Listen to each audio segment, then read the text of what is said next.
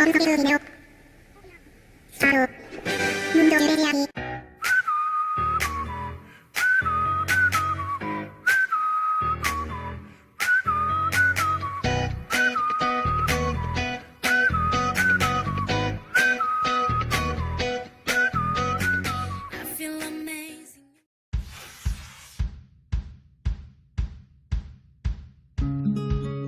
네, 안녕하세요. 저는 30살 직장인 이상화 청년입니다. 막같이 살고 있고요. 정말 반갑습니다.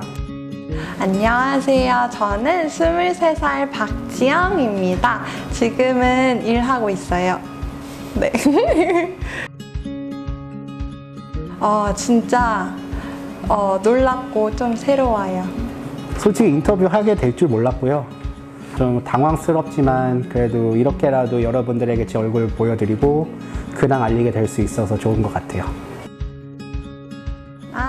요즘은 일을 집에서 시작하게 돼가지고 일을 하고 있고요. 주말은 보통 이렇게 좀 만날 수 있을 때 만나고 아니면 장을 보러 다니고 있습니다. 요즘 재택근무하고 있어요. 회사도 지금 재택근무 체제에 돌입해 있어가지고 집에서 일하고 똑같이 뭐 밥 먹고 퇴근 시간에 로그오프하고 좀 그렇게 지내고 있습니다. 도전. 제 친구랑 이번에 그 요즘에 나 혼자 산다의 손담비 씨가 성경 통독을 하신다는 게 좀 공개가 되면서 갑자기 친구가 지영아 나랑 같이 성경 통독 해볼래? 이렇게 물어보는 거예요. 원래 그 친구가 그런 친구가 아닌데 그래가지고 정말 놀라운 말에 같이 그 일독을 같이 해보기로 했습니다. 정말 어려서부터 저와 함께 있었던 마음속의 영적 고향이라고 표현하고 싶고 어느덧 제가 이제 큰형의 위치 가까이에 있지만 어린 동생들 후배들을 통해서 오히려 더 많이 배우는 그런 배움의 장소 그리고 하나님을 더 성숙하게 알아가는 그런 영적 성장의 장소인 것 같습니다. 안녕하세요. 여러분 잘 지내고 계신가요? 같은 집 안에서 다 비슷한 마음들로 가지고 지내고 있지 않을까 생각해요. 가끔은 좀 많이 답답하고 또 어떤 날들은 괜찮은 날들도 있겠지만 우리 만날 날까지 몸과 마음 건강하게 지내다가 지내요. 그리고 서로 우리 카톡도 많이 주고받고 지내요. 안녕! 네, 우리 두나미스 청년부 여러분 바라기는 많이 완화됐다고는 하지만 여전히 격리 기간이고 또 예배를 드리러 모이지 못하는 시간이지만 주급해하지 말고 각자의 자리에서 열심히 예배하는 걸 잊지 말고 우리가 다시 만났을 때 웃으면서 교제하는 그런 시간이 빨리 왔으면 좋겠습니다. 각자의 자리에서 예배드리며 영광 돌리길 바라겠습니다. 네, 감사합니다. 사랑 vs 우정. 하나, 둘. 우정. 이유는요? 글쎄 저는 이런 얘기하면 나 연애 못할 것 같은데.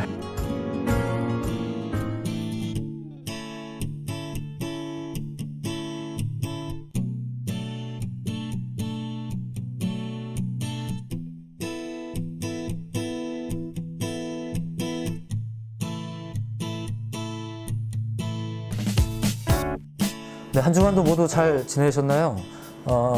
다시 한번 또 이렇게 영상 예배를 통해 여러분들을 만나 뵙게 되어서 참 기쁩니다. 자, 오늘도 소식을 나눠주신 우리 이상화 청년, 또 우리 박지영 청년, 우리 삼터지기 분들이신데, 지난주에 저희 집에 방문해 주셨는데 너무 감사하고 또 귀한 소식을 나눠주셔서 정말 감사합니다. 자, 오늘도 예배하시기 위해 이 영상 앞에 앉아 계신 분들, 네, 먼저 기도하시고 영상을 혹시 틀어 놓으셨나요? 네, 지난주에 광고했죠? 영상을 통해서 말씀만 듣는 게 아니라 여러분이 그 예배의 행위를 통해서 직접 예배하시기를 좀 권해드리고 싶습니다. 네, 아셨죠? 만약에 안 하신 분들은 지금 잠깐 이렇게 영상 멈춰놓고 먼저 기도하시고 그리고 다시 예배에 임해주시면 어떨까? 저 그렇게 권해드리고 싶습니다. 하셨죠? 네, 일부러 끊었습니다. 잠깐. 자, 이제 우리 다 함께 청년의 기도를 함께 드리도록 할 겁니다. 어느덧 7월인데 이번 한 달은 또 이러한 기도 제목으로 우리 함께 기도했으면 좋겠습니다. 자막을 통해 보시면서 함께 낭독하며 기도하도록 하겠습니다. 2020년 7월 두나미스 청년의 기도. 하나, 선하신 하나님을 더욱 신뢰하는 우리가 되게 하옵소서. 둘, 지금의 시대적 상황에 위축되지 않고 담대할 수 있도록 지혜와 총명을 허락하여 주옵소서. 셋, 이 시대의 교회가 하나님의 뜻을 나타내는데 부족함이 없는 교회가 되게 하옵소서. 넷, 두나미스 예배자들이 어디에서든 그리스도의 향기를 나타내게 하옵소서. 아멘. 자, 7월 한 달간 우리의 입술의 언어를 좀 잘 정비하셔서 어떻게 기도해야 될지를 좀 이렇게 선포해 드립니다. 다 함께 같은 마음으로 우리 한 달간 힘내서 기도했으면 참 좋겠습니다. 자, 우리 이 시간에는 오늘 우리에게 주시는 말씀을 좀 찾아보도록 하겠습니다. 로마서 8장 12절부터 17절, 조금 길지만 우리 앞에 있는 구절을 보시면서 함께 읽었으면 좋겠습니다. 함께 읽도록 합니다. 시작. 그러므로 형제들아, 우리가 빚진 자로 돼 육신에게 져서 육신대로 살 것이 아니니라. 너희가 육신대로 살면 반드시 죽을 것이로되 영으로서 몸의 행실을 죽이면 살리니, 무릇 하나님의 영으로 인도함을 받는 사람은 곧 하나님의 아들이라. 너희는 다시 무서워하는 종의 영을 받지 아니하고 양자의 영을 받았으므로 우리가 아빠 아버지라고 부르짖느니라. 성령이 친히 우리의 영과 더불어 우리가 하나님의 자녀인 것을 증언하시나니, 자녀이면 또한 상속자 곧 하나님의 상속자요 그리스도와 함께한 상속자니, 우리가 그와 함께 영광을 받기 위하여 고난도 함께 받아야 할 것이니라. 아멘. 자, 하나님으로부터 오는 이라는 큰 주제 아래서 몇 가지 이슈를 지금 나누어 왔습니다. 자, 그렇게 하늘로부터 온 것들이 신앙에서 정말 소중하고 중요한데도 불구하고 그것이 무너지는 것, 물론 실제로 무너지는 건 아니고요, 우리가 그것을 신뢰하지 않게 되는 것을 말하는 겁니다. 그게 제일 중요한 건데 그걸 우리가 좀 덜 신뢰하지 않나, 우리의 마음속에 생각 가운데 좀 자꾸 잊혀져 가는 건 아닌가, 이런 내용이죠. 그러니까 죄로 인해서 보통 그런 일이 벌어질 텐데, 자, 그것의 회복을 꾀하는 것이 무엇보다 필요한 일이지 않겠는가 해서 이런 이슈를 좀 다루고 있습니다. 그 첫 번째는 우리가 권위의 문제를 좀 다루었죠. 좀 오늘날 좀 많은 오해가 있어서 싫어하는 표현이지만 권위라는 게 있습니다. 하늘로부터 오는 권위라는 게 있고요. 우리가 굉장히 많이 사용하는 표현이지만 또 긍휼, 자비, 사랑, 이런 게 있습니다. 우리가 두 번째로 다룬 내용이죠. 그리고 세 번째, 지난주 복음에 대해서도 이야기를 나눴죠. 생각해보면 복음이란 단어도 상당 부분 많이 변질이 되지 않았나, 좀 이렇게 좀 접근할 수 있지 않겠나 싶습니다. 잘 안 하실 것 같긴 한데 그래도 좀 여러분들이 생각을 좀 정립하기 위해서 지난 영상들도 한 번씩 이렇게 보시는 것도 좀 나쁘지 않지 않을까. 제 말이 좀 막 복잡한 것 같긴 해요. 근데 그래도 좀 관심 갖고 말씀 이해를 좀 많이 꾀하시는 여러분들이 되면 참 좋을 것 같아요. 자, 우리는 신앙생활에 있어서 모든 것이 그냥 다 있는 줄로 여기면 안 됩니다. 구하고 구해야 되고 또 살피고 살펴야 됩니다. 하나님의 권위와 그분의 긍휼하심, 그리고 구원의 복음에 이르기까지, 이것이 절대 쉽사리 사라질 것들은 아니에요. 하지만 그것이 결코 무시되거나 간과되지 않으려면, 그것이 영원한 것임에도 불구하고 이 땅 가운데서 무시되고 간과되고 안 중요하게 여겨지고 잊혀지고 이렇게 되지 않으려면 수고와 노력을 통해서 깨어 있음이 반드시 필요합니다. 그러니까 아는 걸로 넘어가시면 안 된다는 얘기예요. 믿음과 소망과 사랑, 예전에 제가 이런 얘기 한 적이 있는데, 믿음과 소망, 사랑, 이 세 가지는 항상 있을진데 이렇게 기록되어 있다고 해서 이게 항상 있는 게 아니거든요. 그렇지 않아요. 안 믿으면, 안 소망하면, 안 사랑하면 없는 거예요. 우리가 착각하고 있는 거죠. 그러면 안 된다는 거예요. 수고해야 돼요. 애써야 돼요. 자꾸 까먹죠. 벌써 주일이야? 주일도 까먹잖아요. 이렇게 막 정신이 번쩍 들면 벌써 예배 시간 됐는데 다 까먹고, 그쵸? 깨어있지 않으면 안 되는 거예요. 자, 제가 이렇게 연속 설교를 하는 이유가 바로 그것 때문입니다. 사실 내용을 여러분들이 모르진 않잖아요. 자, 충분한 설명이 되지 못할까봐 좀 죄송함과 염려함이 있지만, 그럼에도 불구하고 이렇게 연속 설교를 통해 또 성령님의 도우심을 간구하면서 여러분들에게 이 말씀을 나누고 있습니다. 참된 권위, 참된 긍휼, 참된 복음, 그리고 이제 오늘 최종적으로 오늘 다루려는 것, 참된 성도. 그죠? 성도. 이게 그냥 있는 줄 알면 안 되는 거예요. 그냥 뭐 종교란에다 기독교 썼다고 해서 그냥 된 거, 이게 아니에요. 이렇게 설명만 들었다고 혹은 깨달았다고 해서 뭐 그냥 생겼다고 생각하시면 안 됩니다. 삶 속에서 추구하고 노력하고 애를 써야 되고 구해야 됩니다. 그래야 하는 겁니다. 그래야 있는 겁니다. 오늘도 그렇게 하나님으로부터 오는 것, 그리고 마지막으로 이제 사람에 대해서 오늘 이제 좀 나누어 보도록 하겠습니다. 자, 첫 번째, 이제 성도라는 게 있죠. 이제 성도의 영성이라는 게 있습니다. 성도의 영성이라는 게 있어요. 우선 하나님의 사람, 성도라 함은 로마서 8장 9절 말씀에 따르면 그리스도의 영을 받아 그리스도의 것이 된 사람을 말합니다. 그러니까 교회에 다녔다고 종교란에다 기독교라고 했다고 해서 되는 게 아니라 이제 성경의 표현에 의하면 그리스도의 영을 받아 그리스도의 것이 된 이제 소유권자가 그분이라는 거죠. 그런 사람을 성도라고 말합니다.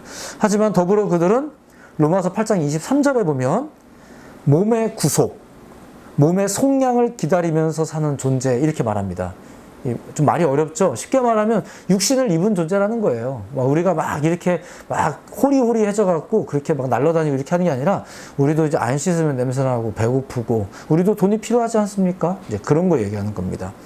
몸의 구속, 몸의 속량을 기다리면서 사는 존재 이렇게 나옵니다. 자, 요거 설명할 겁니다. 이게 되게 중요한 표현이에요. 그리스도의 것이 된 사람, 성도죠. 그런데 그리스도의 것이 된 사람이지만 더불어 몸의 속량을 기다리는 존재.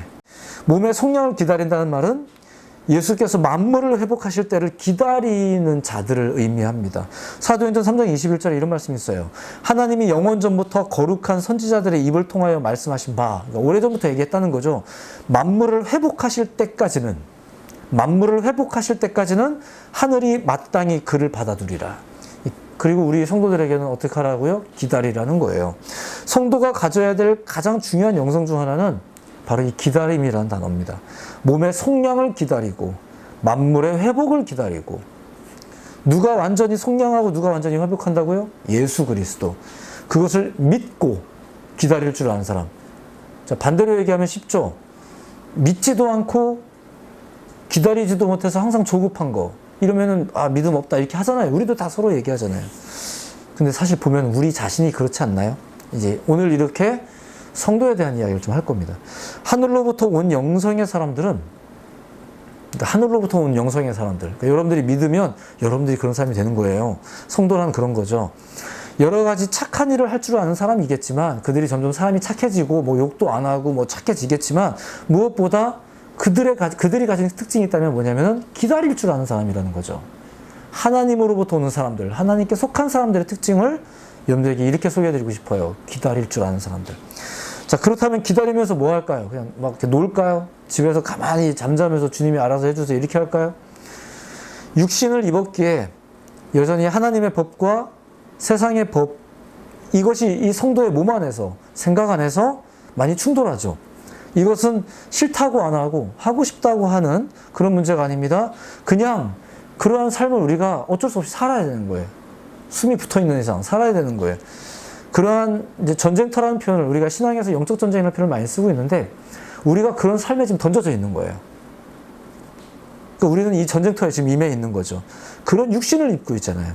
그렇다면 움츠려 있지 말고 빨리 싸움을 시작해야 되는 거예요. 여기는 전쟁터니까요. 영적 전쟁이 일어나지 않습니까? 두 마음이 내가 오히려 하나님을 알지 못했을 때는 몰랐는데 하나님을 알고 났더니 내 생각 속에, 내 마음 속에, 내 영혼 속에 무엇이 옳은지 무엇이 틀린지 솔직히 예배가 너무 좋을 때도 있지만 너무 싫을 때도 있고 이런 충돌이 우리가 계속 있잖아요. 그 싸움을 도피할 게 아니라 싸움을 하셔야 된다는 얘기예요. 우린 기다리면서 뭐예요? 싸우는 거 하는 거예요. 기다리면서 뭐예요? 투쟁하는 거예요. 영적인 싸움을 해야 되는 거죠. 가만히 있고 싸움 자체를 아예 안 해버리고 주님이 알아서 다 해주세요. 아니, 그거 아니에요. 그건 살아있는 자가 하는 거 아니에요. 살아있는 자들은, 생명들은 계속 투쟁해야 돼요. 생명은 계속 노력해야 돼요. 씻어야 돼요. 그래야 냄새 안 나요. 자꾸 적절하게 먹여줘야 돼요. 그래야 생명이 유지가 돼요. 우리는 계속 이런 영적인 투쟁을 해야 돼요. 아닌 거 있으면 막 긁어내고 막 이렇게 하면서 질병이 있으면 몰아내고 이렇게 우리가 노력을 해야죠. 움츠려 있으면 안 돼요. 싸움을 시작해야 돼요. 그리고 기다리면서 그냥 막 싸워요. 막 주먹을 막 휘둘러요. 그게 아니라 누가 주적이고 누가 아군인지를 알아야죠. 그걸 깨달아야 그래야 싸우죠. 그냥 무조건 싸우는 건 아니에요. 그건 성격이 이상한 거예요. 이것이 이 땅에 사는 성도들이 가진 특징이고 중요한 영성이라는 거죠. 첫 번째 뭐라고요? 기다리는 것이고요. 두 번째, 기다릴 줄 아셔야 된다는 얘기예요. 두 번째, 투쟁할 줄 알아야 돼요.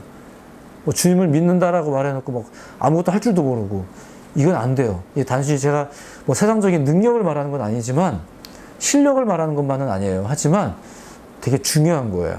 우리가 투쟁하는 법을 알아야 돼요. 이어서 하지만 어떻게 기다리고 어떻게 투쟁할까요? 예수 그리스도께서 모든 죄와 사망의 법에서 죄인을 해방시키시고 승리하셨다라는 그 승리의 약속, 복음을 믿고 기다리는 거예요. 믿고 투쟁하는 거예요. 자, 이제 기다림과 투쟁을 수식하겠습니다. 믿음으로 기다리고 믿음으로 투쟁하는 거예요. 정리가 되실 수 있죠? 1번이에요, 지금 이게. 근데 그래도 공부 시간은 아니지만 그래도 머릿속에 구조를 생각하셨으면 좋겠어요. 기독교인은, 참된 기독교인은 모름지기 기다릴 줄 아는 사람이어야 돼요. 하루 기도해놓고선 주님이 응답 안 하시는 것 같다고 막 낙심하고 이러시면 안 돼요. 기다림이라는 것이 참 중요한 영성 중에 하나입니다. 너무 중요하다 보니까 제가 계속 말을 반복하는데 죄송합니다. 너무 중요해서 그래요. 자, 성도의 영성은 이런 겁니다. 자, 그런데 이 사실을 모르거나 잊어버리게 되면, 믿음을 가지지 못하게 되면, 성도로서의 정체성을 잃어버리면, 그러면 어떻게 되는 거예요? 고민하다가 다시 이제 육신으로서의 모습으로 사로잡히는 거죠. 육신의 모습에 사로잡혀서 기다리지 않는다는 거예요. 세상의 방식을 따라 또한 뛰쳐다닌다는 거예요. 그게 로마서가 지적하고 있는 거죠. 자, 두 번째 생각할 게 있어요. 앞서서 얘기한 거는 성도의 영성이라는 게 있습니다.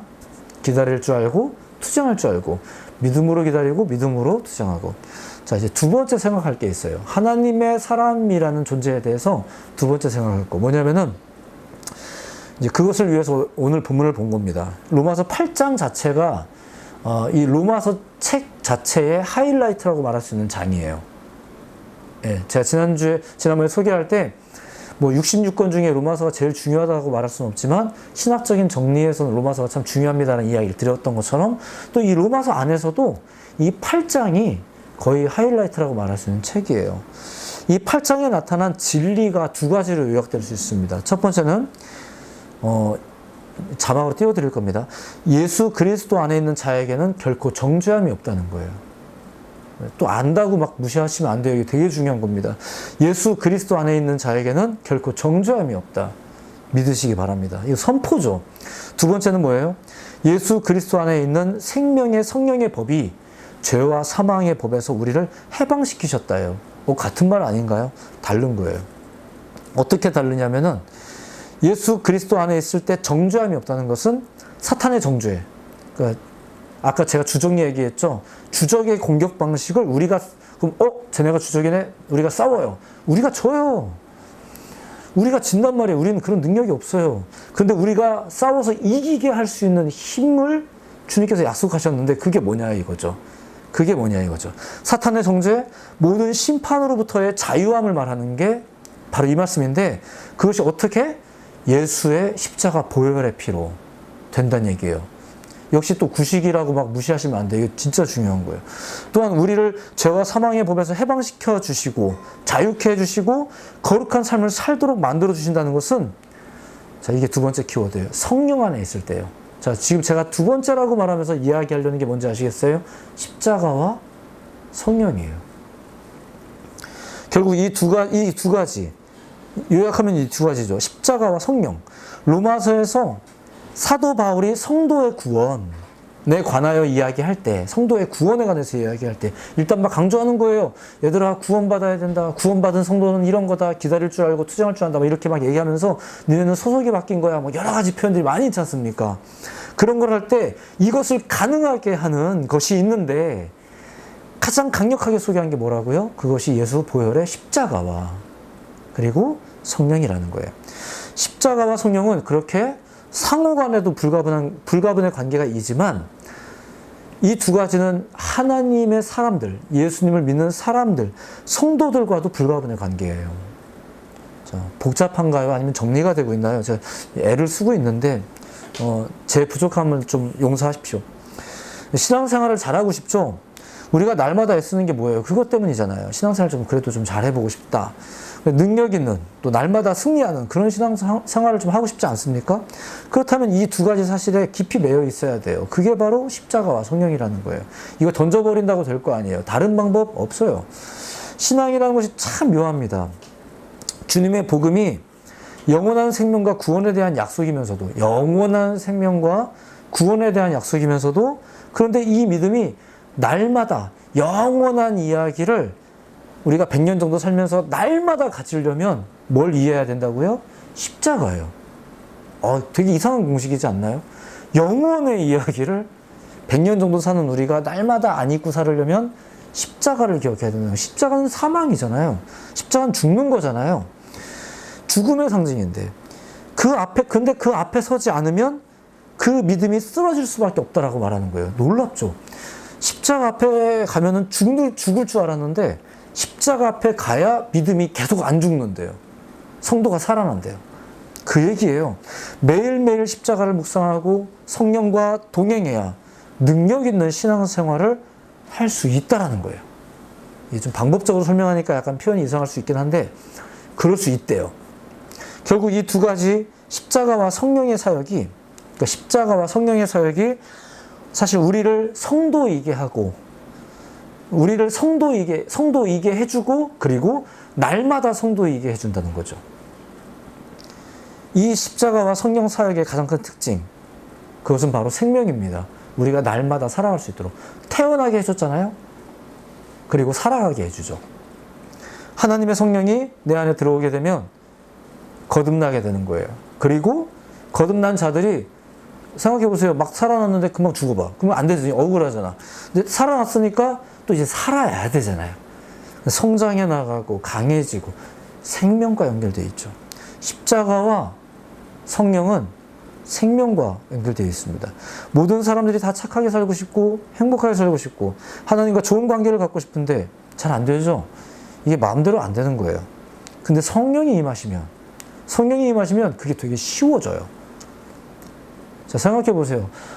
어떻게 목사님, 어떻게 날마다 친구들을 사랑하고, 어떻게 나만 맨날 참고, 어떻게 내가 날마다 뭐 회장으로서, 부회장으로서, 임원으로서 어떻게 이웃들을 날마다 돕고, 그게 왜 힘든지 아세요?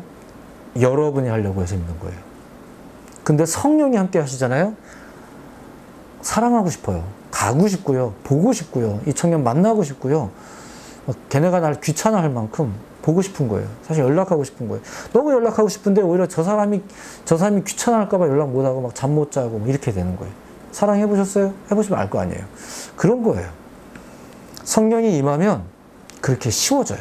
근데 성령이 없이, 생각해보세요. 성령이 없이 교회 일을 한다. 그죠? 이해되시죠? 무슨 말인지. 얼마나 어렵겠습니까?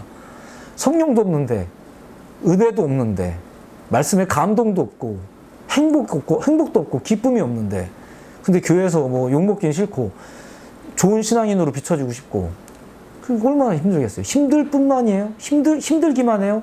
계속 거짓말 해야 돼요. 나를 숨겨야 되고, 믿음 있는 척 해야 되고, 얼마나 힘들어요? 이제 안 그러실 줄로 믿지만, 그렇단 얘기예요. 성령이 반드시 필요하죠. 하나님의 사람이려면 성령이 필요한 겁니다. 그리고 십자가를 이해하셔야 돼요. 성령 없이 악을 대적하거나 성령 없이 선을 행하는 것 얼마나 어렵겠습니까? 이렇게 모든 승리의 확증인 십자가와, 놀랍죠? 이 말 자체가 좀, 제가 이 어휘를 쓰긴 했는데 되게 말이 안 돼요. 승리의 확증인 십자가. 멋있긴 한데 사실 안 어울리죠. 자, 그런데 어쨌거나 이렇게 승리의 확증인 십자가와 그리고 약속하신 성령이 없으면 우리는 하나님의 사람이기가 쉽지 않아요. 12절을 보겠습니다. 그러므로 형제들아 우리가 빚진 자로 돼 육신에게 져서 육신대로 살 것이 아니니라. 그러면 안 된다는 얘기예요.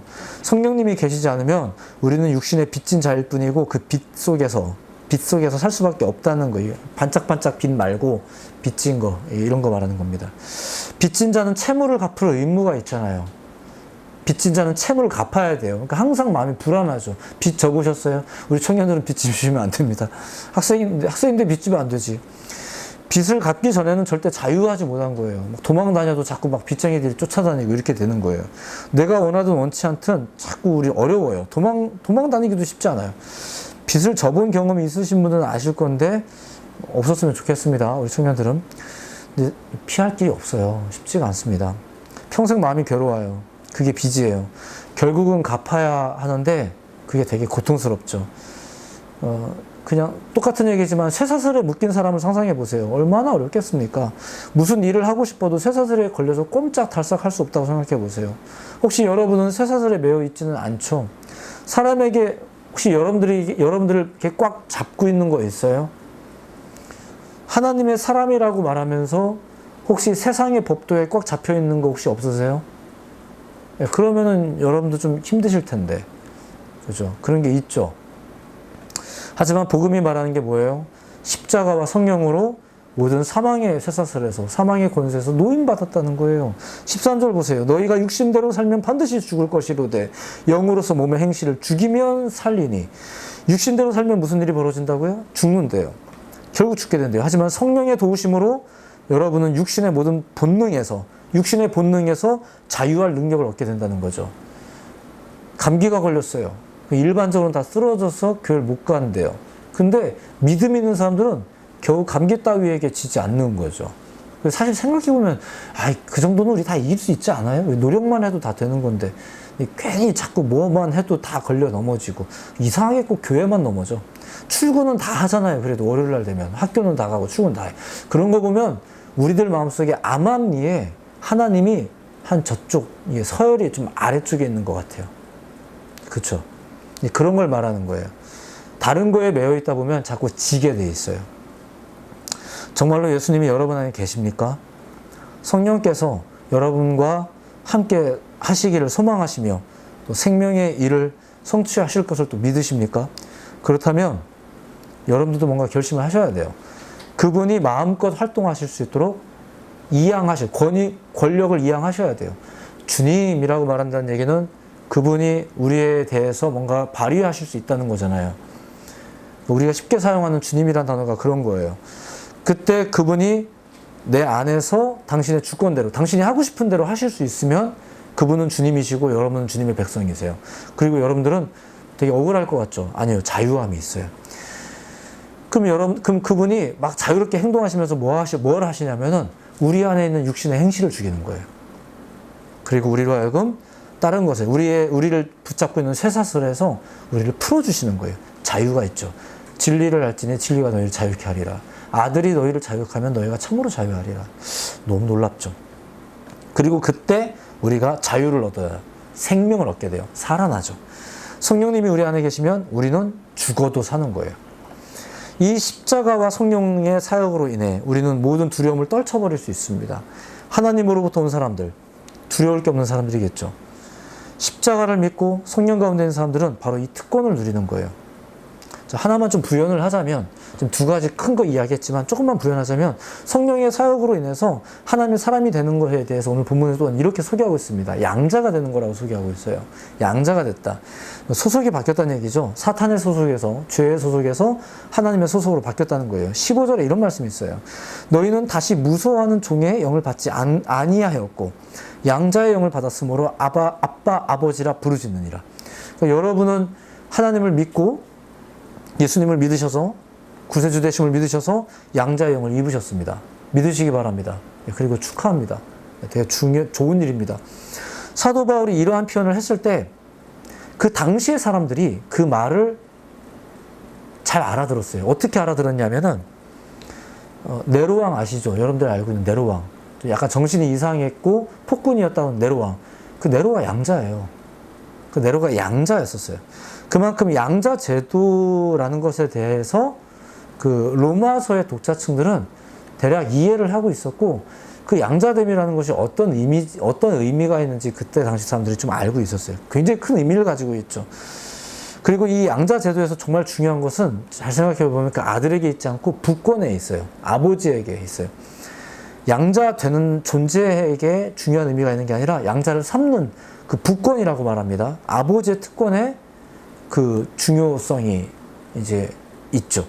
가정에서 아버지의 특권이라는 것은 절대적입니다. 예, 가정에서의 아버지의 특권, 절대적이죠.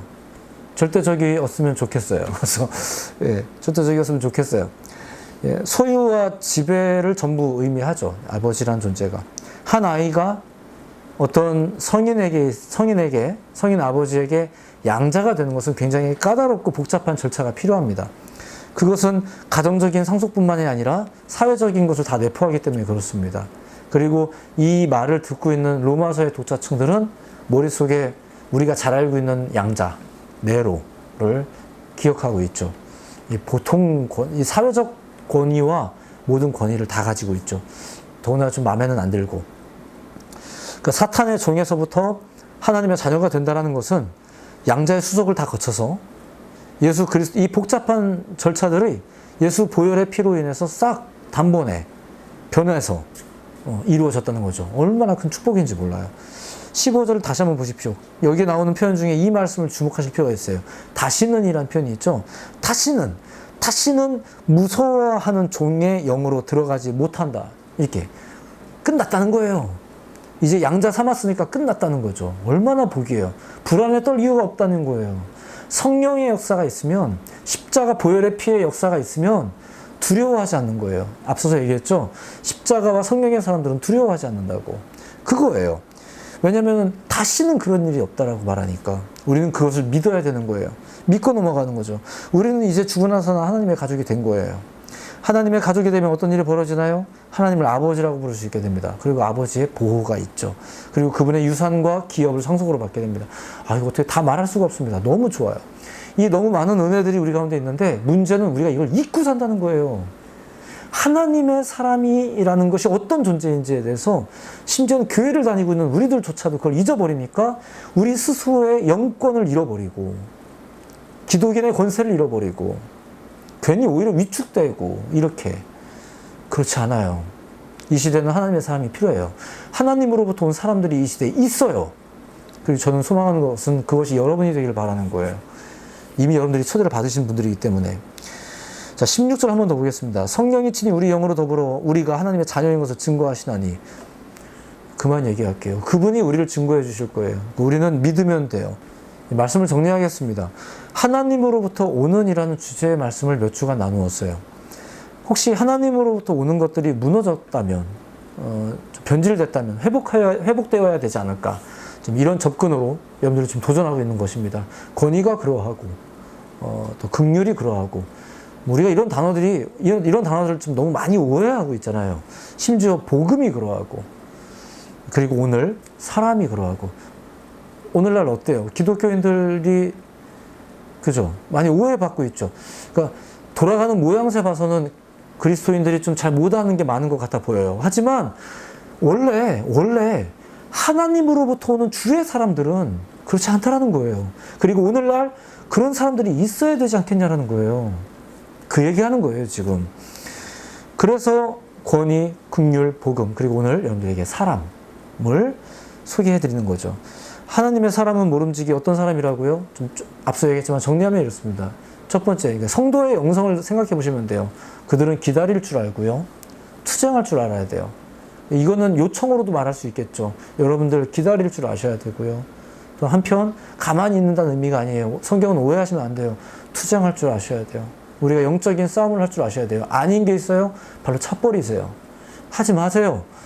분명히 아닌데 그래도 어쩔 수 없이 자꾸 설명하지 마세요. 신앙을 설명으로 하지 말고 신앙을 사세요. 오늘날의 신앙인들이 자꾸 그릇되게 되는 게 뭐예요? 그것 때문이잖아요. 그런 것 뿐이에요. 기다릴 줄 알고 투쟁할 줄 알아야 됩니다. 또 하나님의 백성됨과 동시에 이 하나님의 백성들이 어떻게 유지가 되고 능력이 있을 수 있겠습니까? 그게 십자가와 성령이라는 거죠.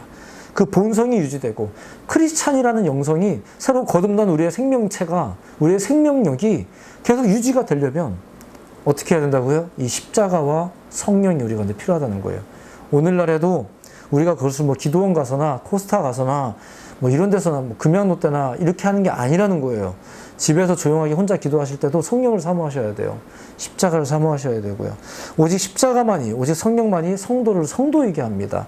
이것이 없으면 성도가 무너지는 거예요. 하나님의 사람이 무너지는 거예요. 그래서 우리가 지금 보니까 무너지는 하나님의 사람들을 보니까 영 마음이 이제 믿업지 못한 거예요. 심지어 나도 그렇게 되는 거예요. 이 땅에 교회는 많지만 정말로 하나님으로부터 말미암은 사람들이 없는 것처럼 느껴지는 거예요. 원래 그게 실제로 있어요. 사실은 되게 많으세요. 주변에 많이 있고 또 그리고 여러분들이 또한 그런 사람인 줄로 믿습니다. 하지만 그냥 말씀을 통해 정리하는 거예요. 그런 사람들이 필요하다는 거예요. 이 시대에 하나님으로부터 온 사람들이 필요하죠. 이 시대는 교회가 필요한 게 맞아요. 이 시대는 성도가 필요한 게 맞아요. 다만 성도들이 지금 능력을 잃었잖아요. 성도들이 능력을 잃었고 성도들부터가 올바른 걸 추구하지 못하고 진리를 추구하지 못하고 날마다 죽지 않고 성령을 의지하지 않고 이러면은 이제 이런 오해가 생기는 거예요. 복음을 오해하고 긍휼을 오해하고 권위를 오해하듯 성도를 오해하는 거예요. 우리가 다시 한번 제대로 하나님의 사람은 이런 거구나 좀 깨달으시고 그리고 더 나아가 여러분들이 우리 예배자들이 하나님 앞에 그런 성도들이 되시기를 예수님의 이름으로 축복해드리고 싶습니다. 정말로 이 세상에 하나님의 사람들이 없어졌겠습니까? 그렇지 않습니다. 있어요. 많이 있으세요. 우리는 다시금 하나님으로부터 말미암은 사람을 꿈꾸어야 됩니다. 오늘 말씀을 통해 하나님의 사람들은 어떤 사람들인지를 좀 기억해 주십시오. 말이 좀 빨랐지만 잘 정리하셔서 오늘 말씀을 좀 되새기시면서 기다릴 줄도 알고 또 영적인 전쟁을 할 줄도 알고 투쟁할 줄도 알고 그리고 십자가의 보혈과 성령으로 인해 철저히 하나님의 사람됨을 확증할 수 있는 그런 은혜가 여러분들 가운데 있길 바랍니다. 이 시대는 하나님의 사람이 필요합니다. 분명히 필요합니다. 저는 최근에 금요일 설교를 통해서 중간 절차 다 제끼고 하나님이 필요합니다라는 설교를 한 적이 있었습니다. 물론 이 생각은 전 변함이 없습니다. 하지만 그 하나님께서 또한 우리를 그렇게 초청하고 계십니다. 이 땅에는 하나님의 사람이 필요합니다. 여러분이 그런 분들이시기를 예수님의 이름으로 축복하고 초청합니다. 새로운 한 달이 시작되었습니다. 이번 한 달도 더욱 하나님의 사람으로서 자신의 신앙과 삶을 잘 다듬어 나가시고 여러분 모두가 이제 그렇게 하나님의 사람으로서 정말 굳건하게 서는 모두가 되시기를 다시 한번 예수님의 이름으로 축복하며 응원합니다. 평안하십시오. 하나님이 여러분들을 많이 사랑하십니다. 그리고 저도 여러분들 사랑합니다. 평안하십시오. 감사합니다. 모두 은혜 많이 받으셨나요? 출석은 밑에 댓글창이나 카톡방을 이용해 주시면 되고 또 이전 예배 영상이 보고 싶으신 분들은 이쪽을 클릭해 주시면 됩니다. 남은 한 주간도 모두 승리하세요.